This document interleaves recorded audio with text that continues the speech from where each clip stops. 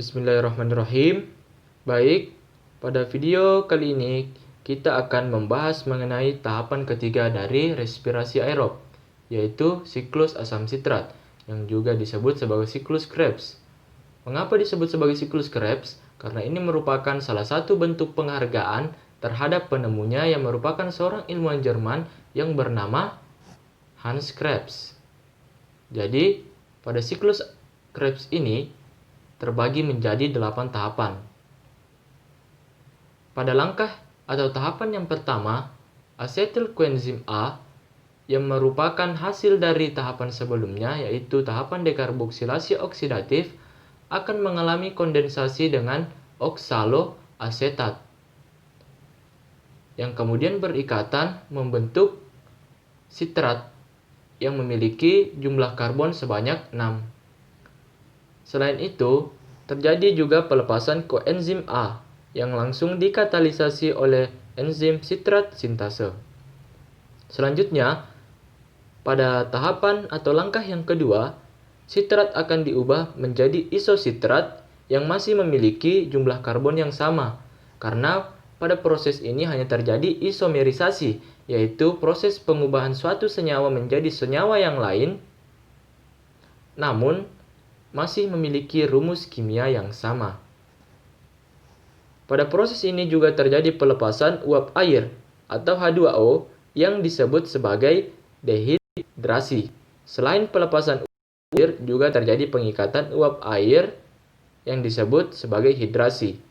Enzim yang berperan dalam langkah kedua ini adalah enzim akonitase. Selanjutnya, pada langkah yang ketiga, isositrat akan diubah menjadi alfa ketoglutarat yang memiliki jumlah karbon sebanyak 5. Jadi pada proses ini terjadi pelepasan karbon dalam bentuk CO2, di mana otomatis juga terjadi pelepasan elektron yang kemudian berikatan dengan NAD+ membentuk NADH. Enzim yang berperan adalah isositrat dehidrogenase. Selanjutnya, pada langkah yang keempat, alfa ketoglutarat akan diubah menjadi suksinil koenzim A yang memiliki karbon sebanyak 4. Jadi, pada proses ini juga terjadi pelepasan CO2 dan juga terjadi proses reduksi oleh NAD+ membentuk NADH, sehingga terbentuklah suksinil koenzim A. Jadi pada proses ini juga kembali koenzim A berikatan dengan suksinil sehingga membentuk suksinil koenzim A yang dikatalisasi oleh enzim alfa ketoglutarat dehidrogenase.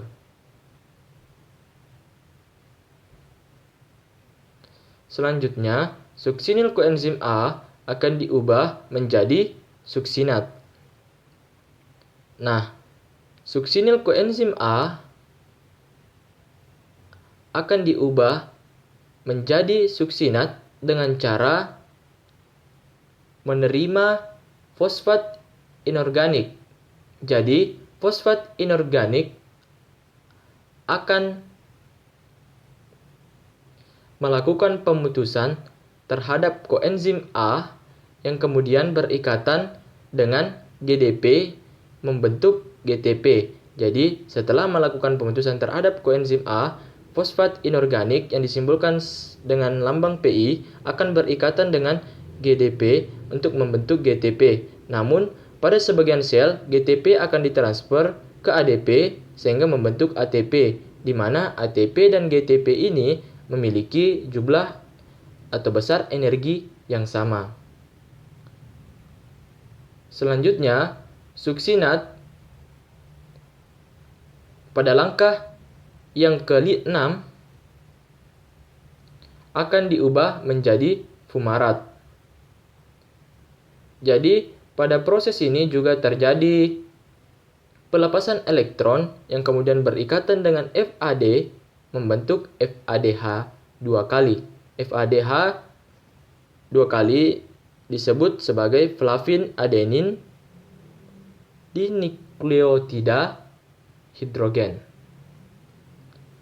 Nah, pada langkah yang keenam ini, enzim yang berfungsi sebagai katalisator adalah enzim suksinat dehidrogenase.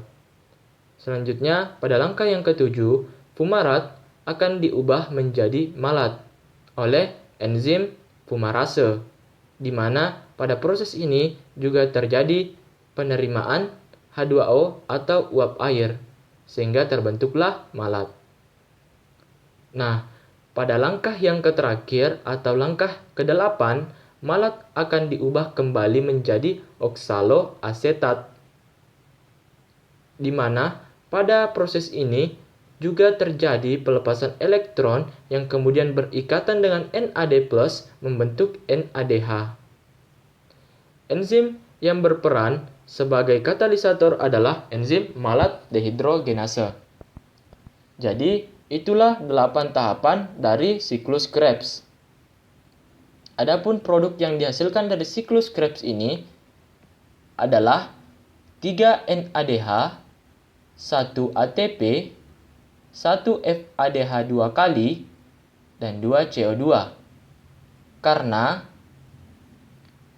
asetil koenzim A berjumlah 2 dari tahapan sebelumnya, yaitu tahapan dekarboksilasi oksidatif, jadi produk yang dihasilkan juga dikali 2, sehingga didapatkan 6 NADH, 2 ATP, 2 FADH, dan 4 CO2. Jadi itulah penjelasan mengenai siklus Krebs pada video kali ini. Sekian.